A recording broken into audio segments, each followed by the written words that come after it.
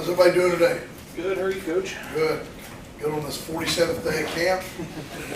Well, like Groundhog Day, I explained to a couple of old linemen, I didn't realize how old I am, what Groundhog Day, the movie was. They were like, what are you talking about Groundhog Day? So I had to teach Mike Brown a little about Groundhog Day. But it's been, camp has been, it's been a lot of ups and downs for us up front. And offensively, it's the past couple of practices have been really good, I think. And Coach Brown may have alluded to it, that, we've been back and forth a good bit with the defense. We've hit some big balls, hadn't ran the ball very well. They've been doing a good job up front. But I see us getting better at times and making mistakes at times and correcting them. And, I see improvement, not as fast as I want it to be, but I see improvement. Coach Brown talked about shuffling up front, still looking for basically a fifth guy. Yeah. Barron, I had Chase at center at the beginning of camp. Kind of went into a slump there at the scrimmage. We had too many high snaps, and you went into slump. So I pulled him out and moved Sills over. And Sills played center in high school, so he's a really athletic kid. Can play baseball. He can actually kick field goals. He can do a little bit of everything. So the more athletic guy you got up there, the easier it is to snap. And he's done a really good job. He's been there the past 3 practices, I believe, at center, making all the calls. Kind of been rotating the just trying to figure out who that. Played John Hughes at some right guard. He was working at the backup tackle spot. He's really come on. He's done a really good job the past several days at the working with the ones. He was just one of those guys. I saw it from the time we signed him in January that I thought he had a chance to be a good player on this level, and he's stepping up. Probably not naturally a guard, but he does have good bend. Not quite as strong as we want him to be next. Probably the 2 guys that I would say have been the most consistent is Colton and Mike Brown. Both those 2 guys are on the left side. Mike has really come a long way. He's really doing a really good job and playing a good pad level, and he plays the game really hard. And Colton, is doing what I expect him to do.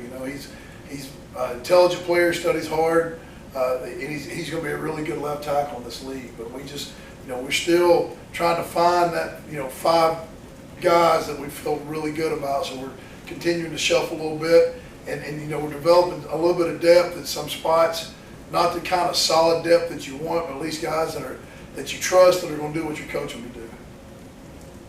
What's your number, Coach, for how many linemen do you need ready to go? I'd like to have 8. I try to have 3 right side players, 3 left side players, and 2 centers. I'm always going to travel 3 centers, just in case you don't want to run out of making snap. You know what I mean? But I like to have the number of 8, so I'm working on 3 guys, a guard, a tackle, then a guy that can play both on both sides. It is what I'm shooting for. Sometimes you don't always get that from a body type, and you have to travel 9 just because you may have a guard that can play guard but just isn't long enough to play tackle. That's what I'm looking for. I'd like to find 8 dudes that I know that I can work with all fall. I mean, I'd obviously like to have 10, but I don't think I've got that right now. Is Stilly in that mix to start at center? Yeah, Stilly's done a really good job. He's been solid. It's really been. I don't know if I'd say he's in the mix of stuff, but he's become a solid backup. Smart player, does a good job, but he's been consistent more than anything. So he's been doing a really good job of keeping himself right there in the hunt. He actually went out there as a starting center, a couple times in practice and got him some reps at it. So I would definitely say I would trust him to go in a game. Coach Brown mentioned that getting the running game going was something that's really been a priority. Is that more on getting the running backs up to speed right now, or maybe getting better consistent play from offense? It's both. It's both. It's one of those things where, it's like the scrimmage. Well, I sit there and I pause the film, and, we run a counter, we're running power, running inside zone, and 4 guys are doing exactly what they're supposed to do. And you got that one guy. It could be the fullback. It could be the right guard, not doing what they're supposed to. And that makes you look like a bad offensive line or a bad offense, and we got to continue to work. Offense is about everybody doing what they're supposed to do and doing their job, and that's the biggest thing we're running into right now. Is just there's one guy, whether it's the back missing the read or the right guard missing his block or the fullback missing his block, and that's just unacceptable. You can't do that in this league, in this level of play. Everybody's got to be on the same page. And everybody's got to do their job. You've got 2 tight ends in green, 1 coming off knee surgery. Yeah. So how much are you doing 4 wideouts, and how much are you working the S-back?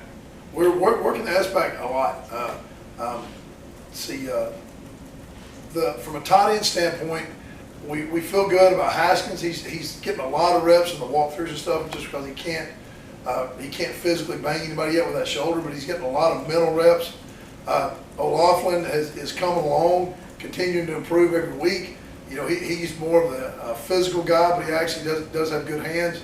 And at the fullback spot, Knipper and Timmons have both done well. Timmons has gotten a lot better since the spring, fitting on people, and Knipper has really surprised us with he really brings it when he's a very physical player. He's noticeably physical. If you ask the linebackers on defense, hey, who will hit you? They're definitely going to say, hey, 43 will put it on you. And so it's been nice seeing those guys come along, and we just got to do a good job game planning of being able to use both those guys. I don't think we got really dude at tight end or fullback that we're just going to go in there and play every snap, but we got to do a really good job game planning and using both those guys in our 20 big sets and our 11 and 21 personnel. I guess what brought Knipper here from Western Michigan? You know, he was a walk on there, and he wasn't happy, and he's an Ohio kid, and his family. I coached with his uncle when I was a high school coach in Alabama, and his uncle gave me a call and said, hey, and I said, you know, come be a student if you want to walk on. If this is where you want to go to school, come walk on.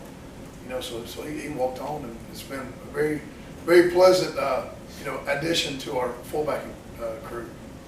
Hey, Matt, if you do stick with Josh at center, you said 3 on each side, 2 centers, do you lose a right guard, a right side player there? Well, I do, but I've got to get, Barrett's got to be one of those guys. Okay. He's been working, last year he was kind of the reserve guy at both guards, so he's comfortable with the guard spot, and he actually had his best practice today that he's had all fall working left guard. Mike Brown got banged up, and he was out, so it was he and Gamitter running with the ones at the left guard spot, and he actually had probably one of his better practices at the left guard spot. So, maybe one of those things where he may be a better guard than he is a center. It's just sometimes with the O-line, and you try to teach all those positions where the fundamentals are the same. Whether it doesn't matter where you are, if you're covered, if you're uncovered, if you're back, whatever, it's the same technique, so you can shuffle them around a little bit. I think you get a little while before you have the game plan, but when you do, you think about getting each of those fullbacks significant touches, a specific number, or hot hand, or the running backs. Yeah, we got to get this guy 8. Yeah, we've been working a lot at getting those guys in different places, and who's good at out of the backfield, who's good at the wildcat, who's good at So we're as we go, we're game planning. We basically Coach Brown's big on day one. We were game planning. Day one, we went against the defense that James Madison plays. Day 2, we went against so the whole camp.